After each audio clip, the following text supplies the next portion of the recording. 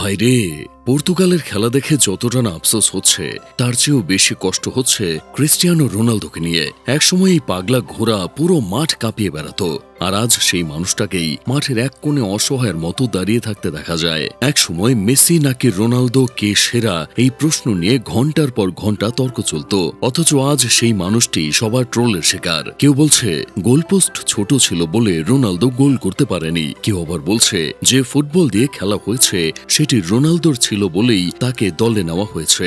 ভালোবাসার CR7 যেন আজ অনেকের কাছে শুধুই মজার খোরাক। বিশ্বকাপে DR কঙ্গোর বিপক্ষ ম্যাচে ক্রিস্টিয়ানো রোনালদো পুরো 90 মিনিট মাঠে ছিলেন, কিন্তু বলে স্পর্শ করেছেন মাত্র 26 বার। 3টি শট নিয়েছেন, একটিও লক্ষ্য ভেদ করতে পারেনি। তাই তাকে নিয়ে সমালোচনা, হাসাহাসি সবই চলছে। সত্যি বলতে রোনালদোর পারফরমেন্স দেখে আমার খারাপ লাগেনি, খারাপ লেগেছে তাকে দেখে। কারণ বহু বছর ধরে যাকে আমরা ফুটবল মাঠের সবচেয়ে দুর্ধর্ষ যোদ্ধা হিসেবে দেখে এসেছি, কাল তাকে ভীষণ একা, ভীষণ অসহায় মনে হচ্ছিল। একসময় বল যখন তার দিকে যেত, গ্যালারিতে বসে থাকা হাজার হাজার দর্শক নিঃশ্বাস বন্ধ করে অপেক্ষা করত। ডিফেন্ডাররা আতঙ্কে থাকত।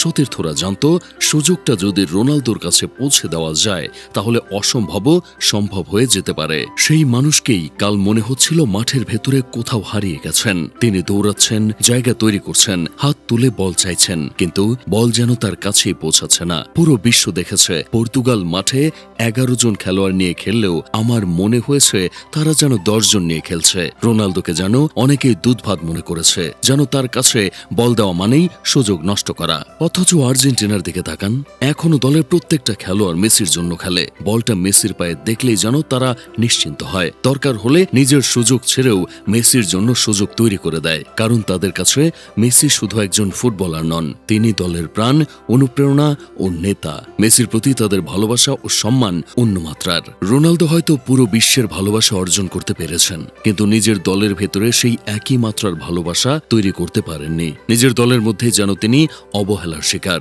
আর এটাই আমাকে সবচেয়ে বেশি কষ্ট দিয়েছে। সময় বড় নিষ্ঠুর। যে শরীর এক সময় 90 মিনিট জুড়ে ঝড় তুলেছে, সেই শরীর আজ ক্লান্ত।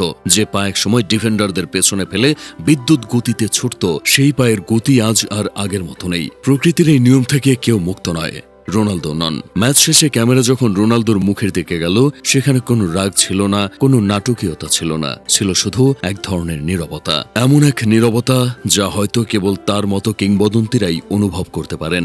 শত শত গোল, অসংখ্য ট্রফি, অগণিত রেকর্ড আর কোটি কোটি ভক্তের ভালোবাসার পরও সেই মুহূর্তে রোনালদোকে ভীষণ একা লাগছিল। ফুটবল খুব নিষ্ঠুর একটা খেলা। এখানে অতীতের গৌরবের জন্য কেউ জায়গা ছেড়ে দেয় না। এখানে প্রতিদিন নিজেকে প্রমাণ করতে হয়, আর রোনালদোর নিজেকে প্রমাণ করার সময় হয়তো শেষের পথে। আমি নিজেও মেসির অন্ধভক্ত। আমি বিশ্বাস করি ফুটবলের জাদুকর যদি মেসি হন, তাহলে ফুটবলের পাগলা ঘোড়া নিঃসন্দেহে ক্রিস্টিয়ানো রোনালদো। যাই হোক, শেষমেশ আমি গোলাম হোসেন একটা কাজের কথা কই। আপনাদের কি জিদানের সেই কথাটা মনে আছে? আগের ম্যাচে গোল না পাওয়া রোনালদো পরের ম্যাচের জন্য অনেক ভয়ঙ্কর ও শক্তিশালী। রোনালদোর চেয়ে এগিয়ে আছে মাত্র একজন খেলোয়াড়, আর তিনি হলেন আগের ম্যাচে গোল করতে না পারা ক্রিস্টিয়ানো রোনালদো। তাই এখনো আশা ছাড়ছে না, কারণ ইতিহাস বলে যতবার মানুষ ভেবেছে রোনালদো শেষ, ততবারই সে ফিরে এসেছে। আশা করি CR7ও পরের ম্যাচে আরেকটা কামব্যাকের গল্প লিখবে।